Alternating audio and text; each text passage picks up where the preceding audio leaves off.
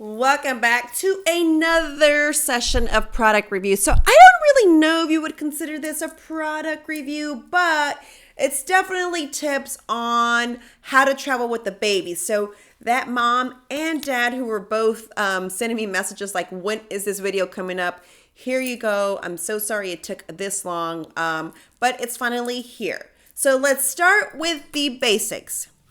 Before you head out, make sure you have your baby's passport. Even if you're traveling within the U.S., you can use the birth certificate so that you can travel with that. But I honestly would suggest for you just to go ahead and get the passport. It's just way easier and it lasts for a lot longer and it's easier to travel with versus a birth certificate. You're kind of like, put it in, it's kind of more risky to lose. So for starters, make sure you have your baby's birth certificate and or passport ready. Secondly, I would say also make sure that, so with Southwest, because they don't charge you to travel with your baby, they're also not listed on a passenger because they're not charged. You don't get charged for them if they're a lap baby. So one of the things that you have to do, which I had to learn the hard way, is you have to actually call Southwest before, or you'll do it when you get there, but then obviously that wastes a lot of time, right? So to avoid that, go ahead and call them and say, my child is a lap baby. I need to add them onto my ticket, and so they'll go ahead and add the baby under your name. So make sure you do that. I don't know how other airlines work, but I know for sure with Southwest that is what you also have to do. Now, when you pack your diaper bag for traveling, this is what I did. So on the last episode, I did a baby review on the Pop Yum bottles, okay? Make sure those Pop Yum bottles don't have any water, but at least you have the top full with the formula because they're going to make you dump out the water anyway. So have it ready with the formula, and then when you get to the other side after you go through security, you already have them ready, and all you have to do is pour the water and they're ready to serve. If you're a mom who is breastfeeding and traveling with milk, here's my suggestion. Make sure that it's only the 4 ounces so that they don't put your baby's baby milk in the machine, which is something that I hated because when I would pump, I'd fill it to the top because obviously I'm not going to sit there and pump and be like, stop, 4 ounces and go to the next one. So I would pump all the way to the top. And I would just, you can actually deny them running your milk through the actual machine that I don't checks to make sure that it's only milk. But I don't like that it goes through this like laser type thing. I don't even know what it is, but so I would always refuse it and it'd go through a deeper process, which is fine. I'd get there early just to avoid having them run my baby's milk through the machine. And then also make sure the ice packs that go inside your little lunch or your little kit for where you carry your breast milk are actually frozen because otherwise they'll make you throw those away. I also carry the pouch foods, and those are fine. They are going to pull you over for them because it's bigger than the size that is allowed when you go through security. Just take a few, which I did, and then just let them know ahead of time. I have baby food. I have baby bottles. There is no formula, but I'm sorry, there's nothing liquid, but just let them know when you have the breast milk, let them know this is breast milk. I'm letting you know now, give them a heads up already so that when they pull it over to the side, you already know. Also, another thing with the whole traveling with the baby, it's like you want to always bring so many things because you're like, what if this happens? What if that happens?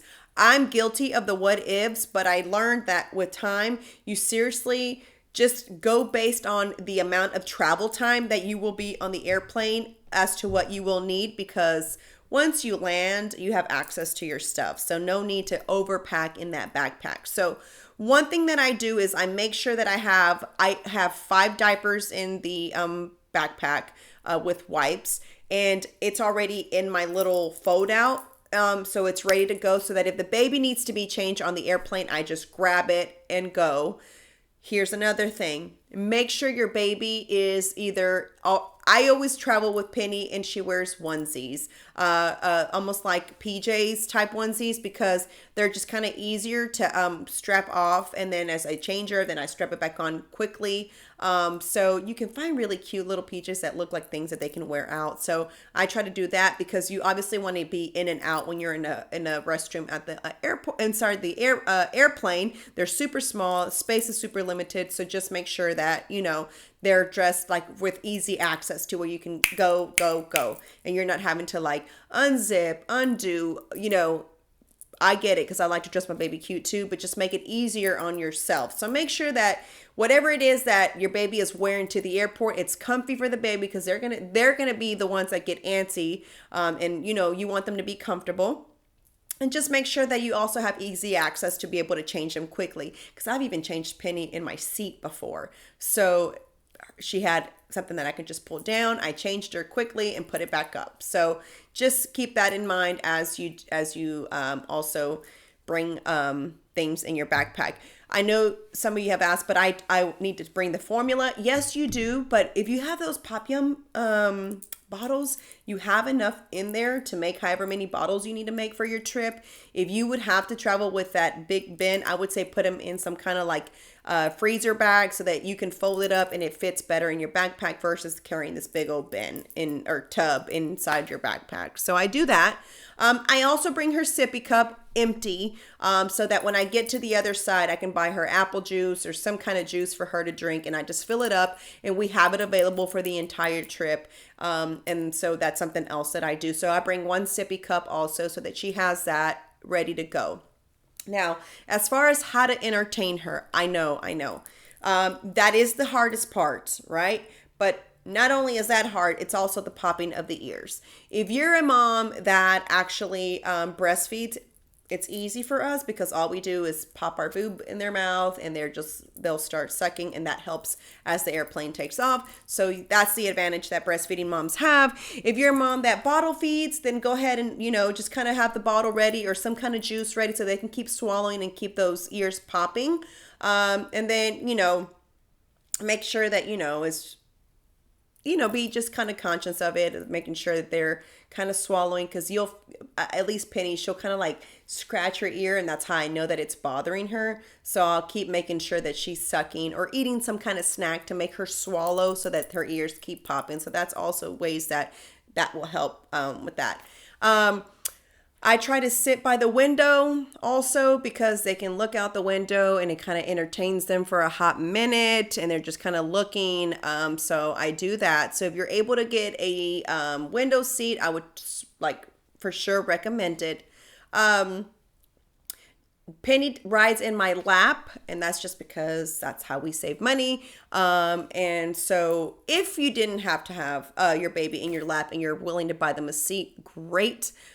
Just remember to make sure your car seat, it fits there and you can bring it on, or, however it is that you're going to have your baby sleep. I do bring one blanket, which is also my rebozo. So I'm a big rebozo user. So that serves many purpose. So that's the reason why I use it, because I don't have to carry a blanket. So it's a blanket. I can carry a carrier for me, so it can be used for many things. But if you're not a mom who uses a rebozo, then, just any kind of small blanket for your baby to feel comfortable, and you can cover them because sometimes the plane may be a little cold. So those are some things that I hope helped you get prepared for that. So as far as toys and entertaining, I found this bag that is actually supposed to be for diapers and diapers and wipes.